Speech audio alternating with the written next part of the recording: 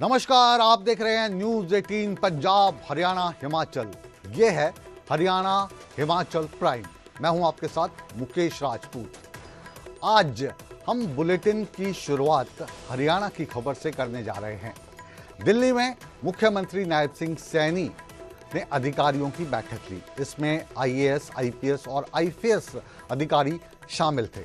Meeting के दौरान केंद्रीय मंत्री मनोहर लाल खट्टर भी मौजूद रहे और लोक सेवा को प्रभावी बनाने के लिए उन्हें कई चीज़ें बताई गई। पूरा जो मसला है ये क्या है ये भी हम समझने की कोशिश करेंगे, लेकिन हम आपको बता दें कि ये जो बैठक है कल देर रात हुई थी। मुख्यमंत्री पहले चंडीगढ़ में थे, उसके बाद फिर दिल्ली गए और रात को फिर दिल्ली से चंडीगढ़ आ चुके हैं। इस पूरे विषय पर जानकारी के लिए हमारे साथ मौजूद हैं रवि मिश्रा, दिल्ली से हमारे साथ। रवि, ये जो मीटिंग कल हुई इसके क्या मायने थे और क्या निकल कर आया इसमें? जी बिल्कुल, देखिए साफ तौर पर जिस तरीके से एडमिनिस्ट्रेशन को चलाने के लिए सरकार और ब्यूरोक्रेसी का जो समन्वय होता है उसको पूरी तरीके से समझने समझाने के लिए कल एक महत्वपूर्ण बैठक राजधानी दिल्ली के हरियाणा भवन में होती है, जिसमें आईएएस, आईपीएस और आईएफएस अधिकारी जो कि हरियाणा कैडर के हैं और यहाँ दिल्ली में केंद्र सरकार में अलग अलग डिपार्टमेंट में अलग अलग कह सकते हैं जो मंत्रालय हैं वहां पर अपनी सेवाएं दे रहे हैं। और जिस तरीके से मुख्यमंत्री और केंद्र मंत्री ने इन तमाम अफसरों से बातचीत की और जिस तरीके से अधिकारियों के साथ सार्थक संवाद हुआ, उससे ये कहा जा सकता है कि आने वाले समय में जो प्रशासनिक समन्वय है, जो पारदर्शिता है, जो जन सेवा कल्याण की जो तमाम जो योजनाएं हैं वो ग्राउंड लेवल पर पहुंचते हुए नजर आएगी। क्योंकि ब्यूरोक्रेसी जिस तरीके से अपनी महत्वपूर्ण भूमिका निभाते आई है, सरकार और एडमिनिस्ट्रेशन को चलाने का जो समन्वय है वो कहीं ना कहीं ब्यूरोक्रेसी के कंधों पर डिपेंड करता है। ऐसे में ये अफसर हरियाणा से आते हैं और राजधानी दिल्ली में अलग अलग मंत्रालयों में अलग अलग डिपार्टमेंट में अपनी सेवाएं दे रहे हैं। हरियाणा भवन में मुख्यमंत्री और केंद्र मंत्री के साथ इनकी ये सार्थक मुलाकात कहीं ना कहीं इस और इशारा करते हुए नजर आ रही है कि आने वाले दिनों में इन अधिकारियों को अपनी जो जिम्मेदारी है वो पूरी तरीके से निभानी पड़ेगी और तमाम चीजों को ग्राउंड लेवल पर पहुंचाना इनका कर्तव्य है, जिसमें ये काफी हद तक सक्षम भी हैं।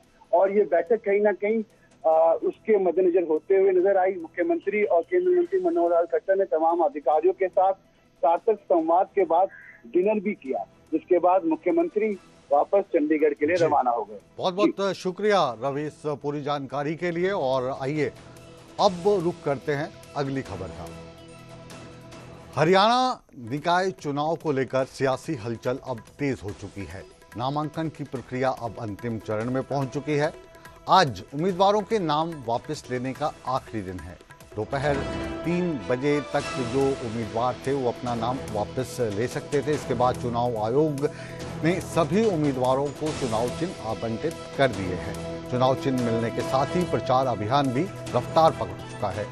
ये राजनीतिक दलों और उम्मीदवारों के लिए अपनी रणनीति बनाने का समय है। अब मुकाबला मैदान में होगा। वोटरों को लुभाने की प्रक्रिया अब जोरदार तरीके से देखी जा सकती है। तो जैसा हमने बताया कि अब जो चुनाव प्रक्रिया है ये पूरी हो चुकी है और 3 बजे तक का नामांकन लेने का जो समय था वो अब खत्म हो चुका है। अब सभी राजनीतिक पार्टियां अपने अपने उम्मीदवारों को जितवाने की पुरजोर कोशिश करेंगी। अंकित दुदानी हमारे साथ जुड़े हैं।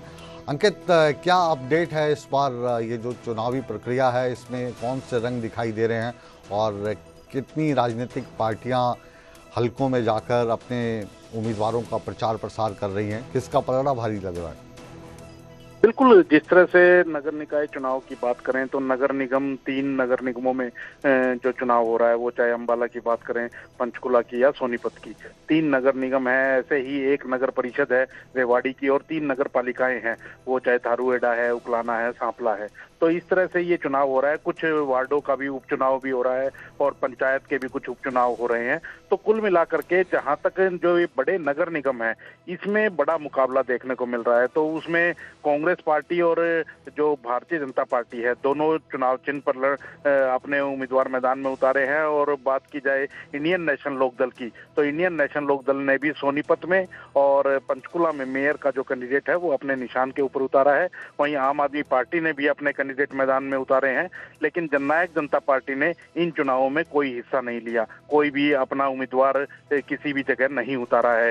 वो निर्दलीय तौर पर कोई उम्मीदवार खड़ा हुआ हो तो बात अलग है, लेकिन कोई पार्टी निशान के ऊपर की कोई भी उम्मीदवार नहीं उतारा गया है। और आज की अगर बात करें तो आज अब समय पूरा हो गया है।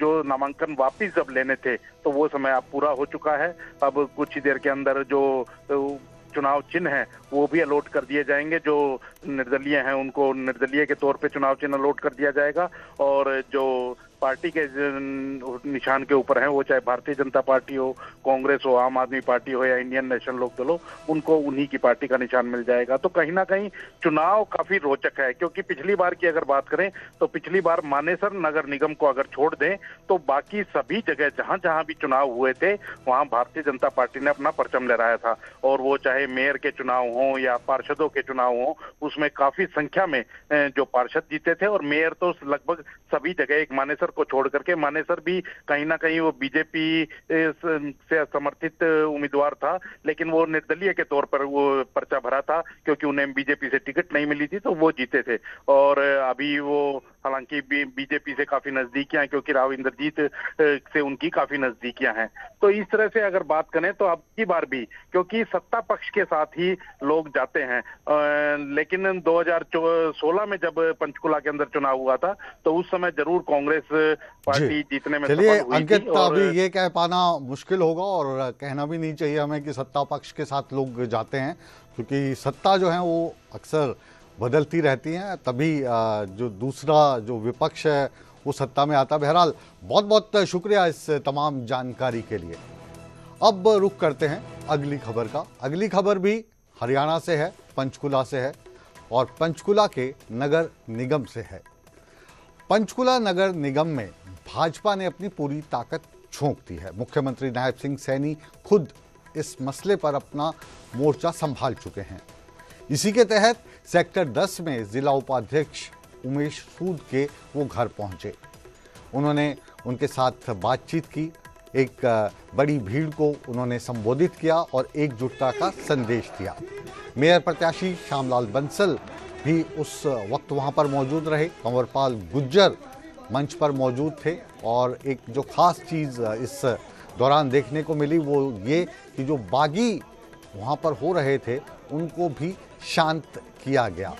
आज़ाद उम्मीदवार के तौर पर सोनिया सूद अपना नामांकन भर चुकी थी, लेकिन इस मीटिंग के बाद उन्होंने अपना नामांकन वापस ले लिया। बहुत ही पुराने मित्र भी हैं उमेश सूद जी। शायद आप सबको इस बात का ध्यान भी होगा क्योंकि हमारे इसी स्थान के ऊपर, इसी सेक्टर में जब सोनिया पिछले चुनाव में यहाँ से चुनाव लड़ रही थी तो मेरा कार्यक्रम इसी स्थान पर था।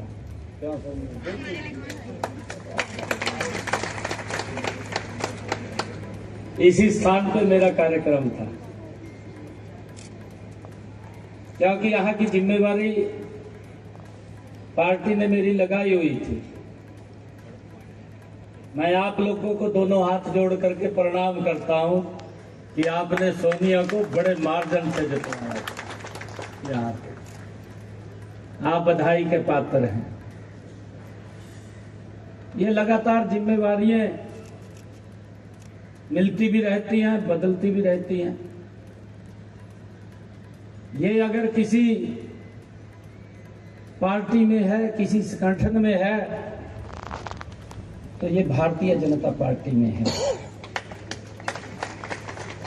जब मैं पिछली बार यहां आया था तब मैं एक सांसद था, सांसद के रूप में यहां आया था। लगातार जो भी चुनाव पंचकुला में हुए हैं, किसी न किसी रूप में आप लोगों के बीच में मुझे आने का अवसर मिला है।